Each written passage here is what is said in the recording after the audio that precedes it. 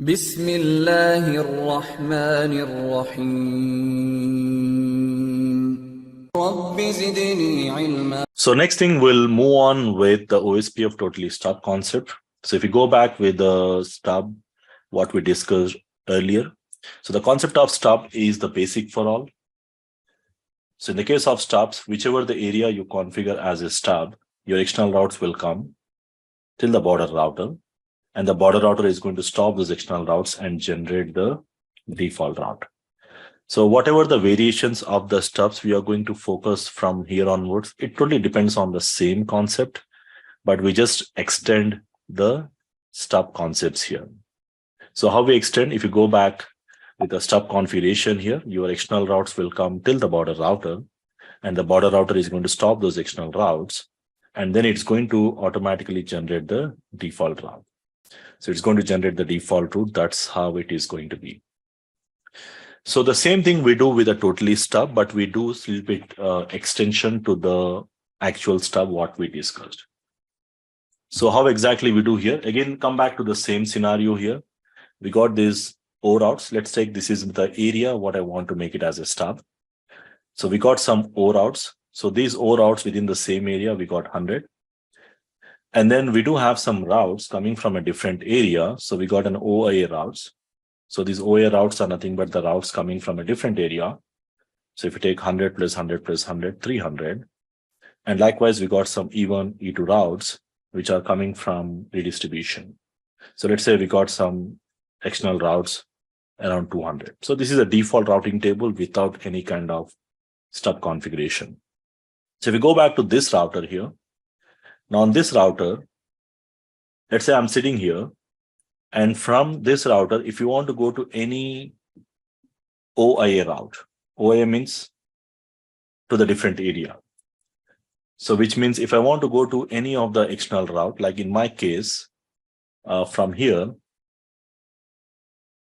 if you want to go to any OIA route, you have to go something like this.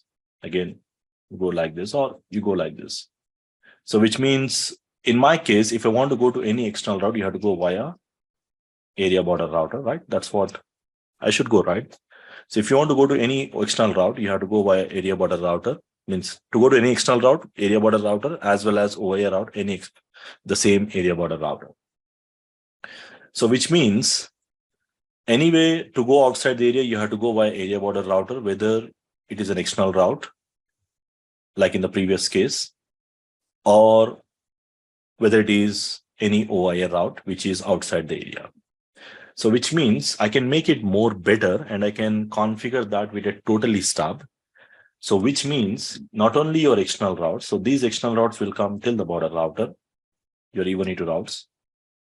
It will stop those E1, E2 routes, just like the previous stub concept, the same thing.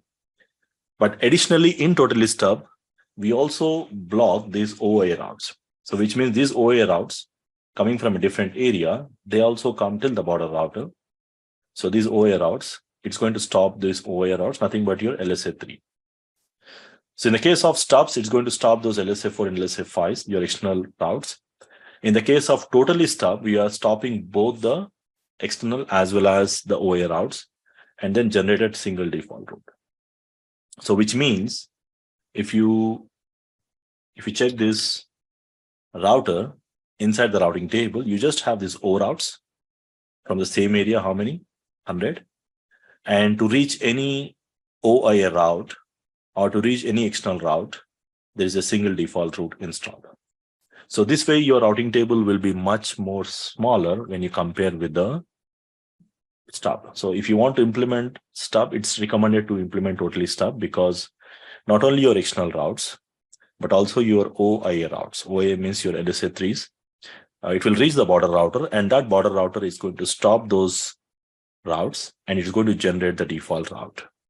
So which means when you go back and check the routing table of any of your internal routers inside the stub, totally stub here, you just have those O routes within the same area. So as per my topology here, I just see these 100 routes. And to reach any of these external routes, these all external routes or OIA routes will not be present. Instead, there will be a single default route.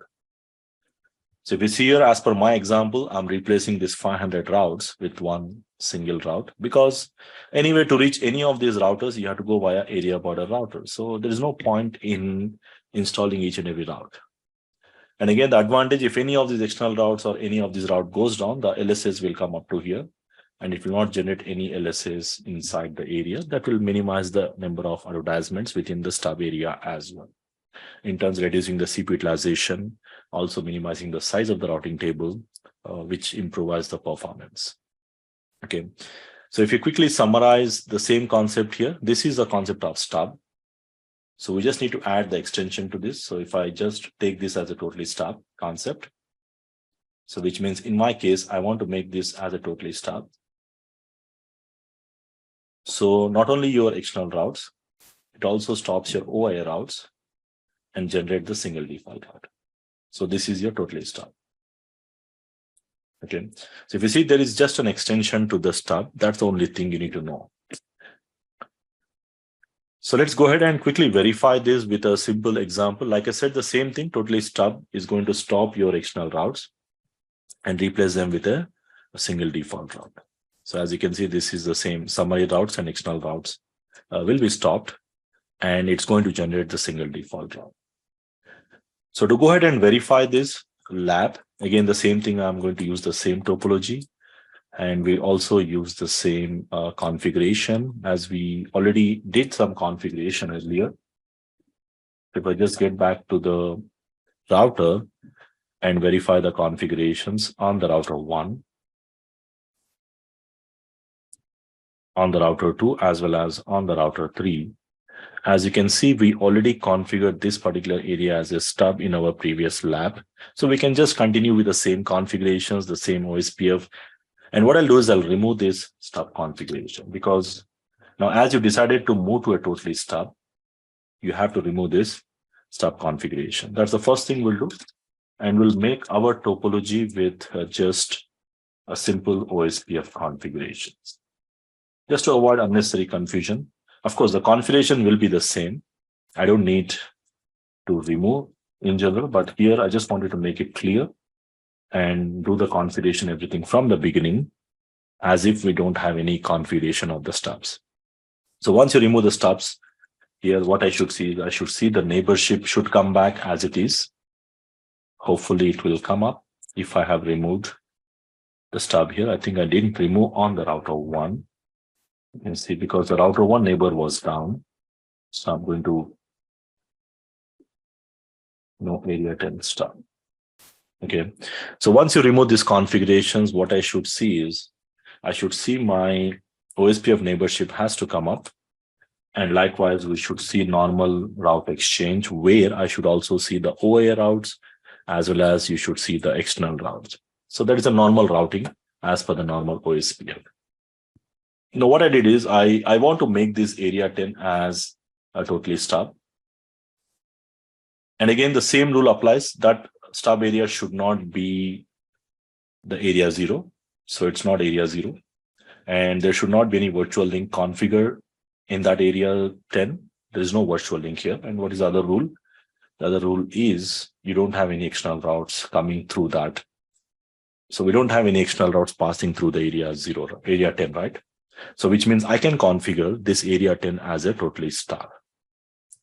So I decided to make this area 10 as a totally stub. That's my requirement. And which means once you finish up the configurations, what I'm expecting is your external routes as well as your OIA routes. These routes will come till the border router, and then it's going to stop those routes, and then it's going to generate the default route automatically into the internal routers, which means I should see this default route on the router 1 as well as on the router 2. So in terms of configurations, again, it's a simple one-line configuration. So again, the same example, as I said, I'm going to make this area 10 as a stub, totally stub. And which means on all the internal routers, means, let's say you got these 2 routers here. And also I got some other routers. Let's say we got all these routers, and all these routers are my internal routers. Okay, so all these routers are my internal routers. So what I want is on all your internal routers. Internal means, again, not the border. So there are two types of routers. One is internal, which do not connect to any other area, which is just a member of single area. And we got an area border router.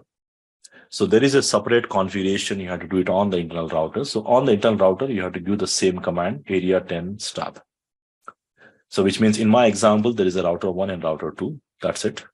And we have a router 3, which is a border router. So which means on the router 1 and router 2, of course, in the production network, you don't have just 2-3 routers. You may have 30-40 routers, and then there might be 2 or 3 border routers.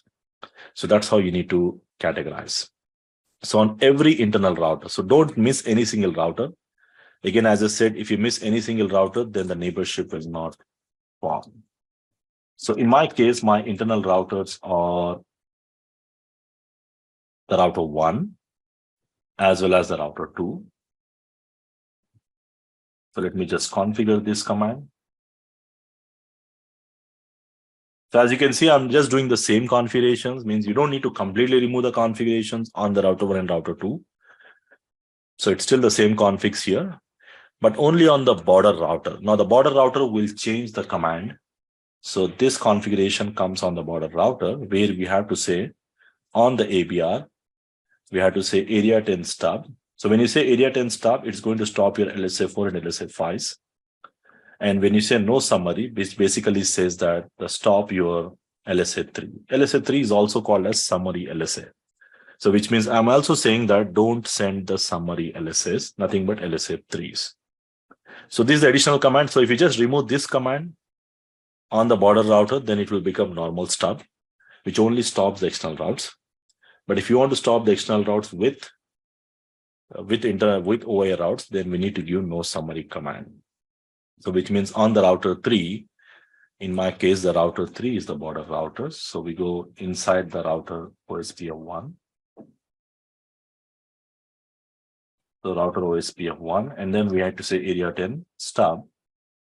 So area 10 stub, and then we give the command called no summary. No summary simply says that do not send the summary LSA into the stub area. That's what exactly I want.